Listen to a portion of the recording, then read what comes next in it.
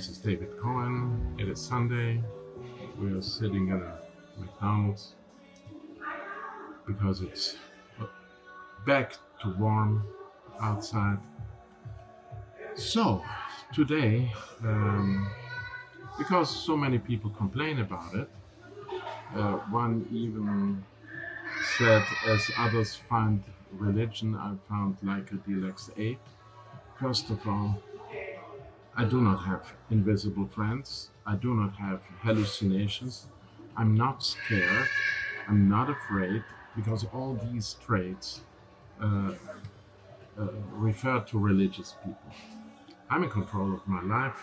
God can, whichever God can kiss me. Leica D-Lux 8 and Leica is not a religion, but my conviction of having acquired a wonderful piece of equipment. And I wouldn't even talk about it if not so many idiots, clueless idiots, would talk about it without even having the slightest, remotest idea of what is going on.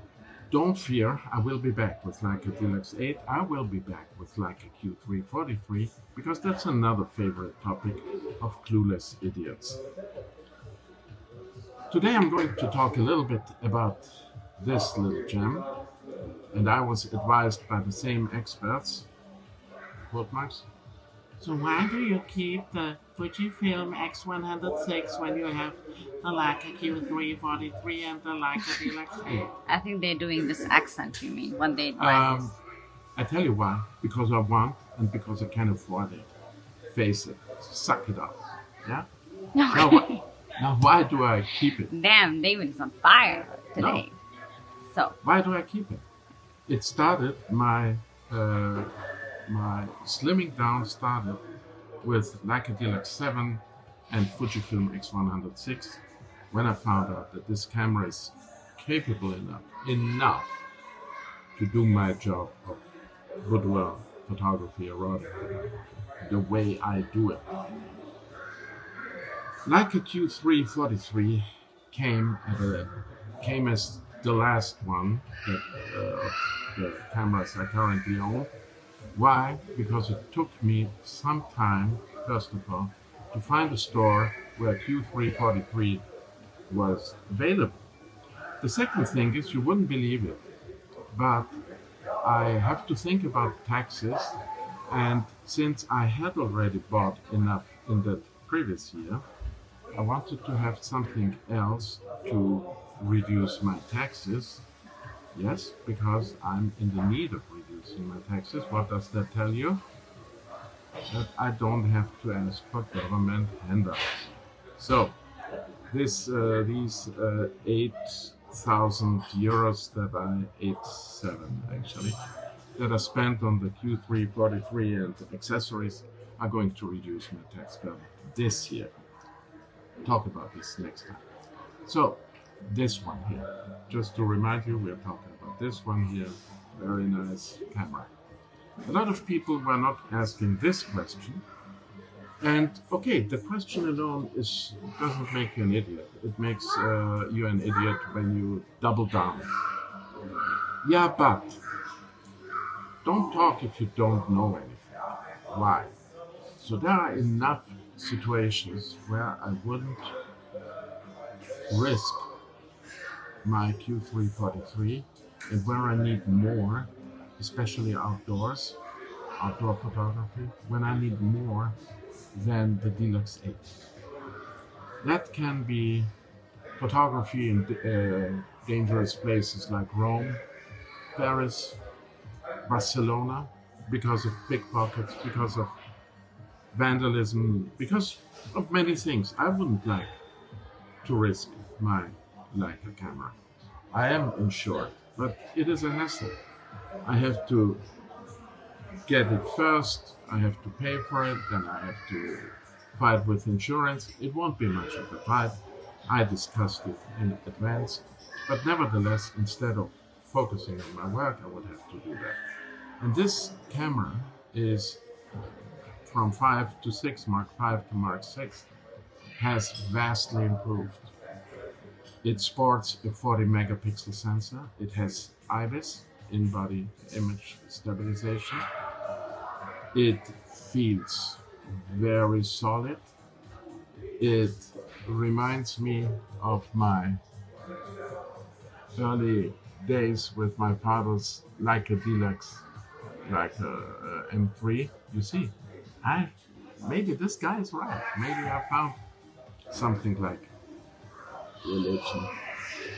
However, a lot of people around the release date until today are bad-mouthing this camera. Yes, but it doesn't have this. Yes, but it doesn't have that. And it continued with FujiFilm GFX 100 RF. Only idiots will focus on what a camera, a car, a watch doesn't have. There is obviously a market, and the sales numbers and reservations prove it, that there is a heavy market. True, a lot of people bought it following the trend. Next bunch of idiots. I'm very frank. Why should I mint words? Find the camera that suits your budget, because so many cheapskates nowadays, they want everything and want to pay as little as possible and or nothing. Best example, Leica Leica D-Lux 8. This is clearly a prime feature. You find it for the M, you find it for the SL, and you find it for the Q series. M, I repeat it for the idiots, M, SL, Q, even in alphabetic order. M, Q, SL. Now it is in alphabetic order, yeah? Do you read D-Lux? No, because D-Lux is an entry model. Entry means you start to work your way up. Today, with all these Vogues and others who want instant gratification, this is why they spend their time on TikTok trying to find religion, political orientation, whatever. I hate it for obvious reasons. Plus, anti-Semites also find their ways there. They follow trends instead of being themselves. I will not sell this camera. It ticks so many boxes. I can even, which I increasingly do, I do model shootings, both with the Q and the FujiFilm X100VI. Why? In order to compare. I dial in the same settings so that I can see for myself how do the two totally different camera companies interpret light and the absence of light, which is otherwise known as shadows. Don't form an opinion because somebody tells you, then it's not an opinion, it's at best a prejudice, and at worst, which is valid for the vast number of people, a proof of idiocy. You just are another brick in the wall.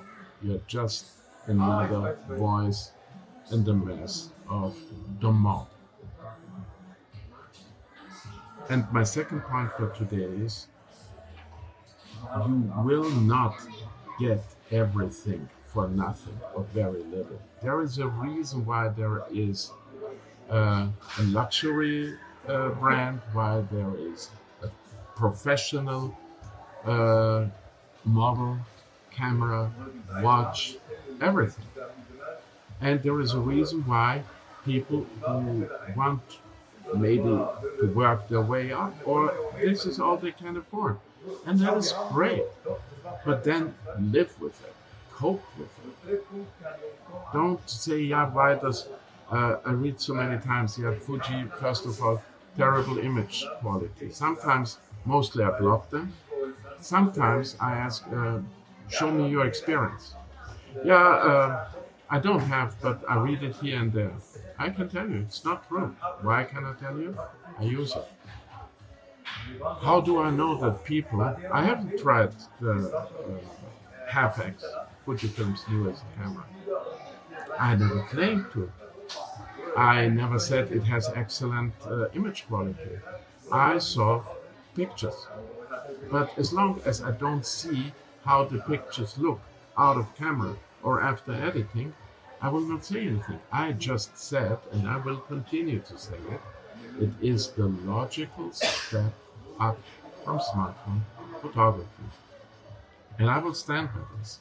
This is a very professional camera because you can be an idiot buying a Hasselblad or like a Q343 and the camera is still professional, but you are not. You are not up to the camera. Reading and comparing spec sheets and saying, yeah, but this is not that is not that, doesn't make you a professional. It shows to the world that you're an idiot. And that's what I relish. Because that's why I started this channel.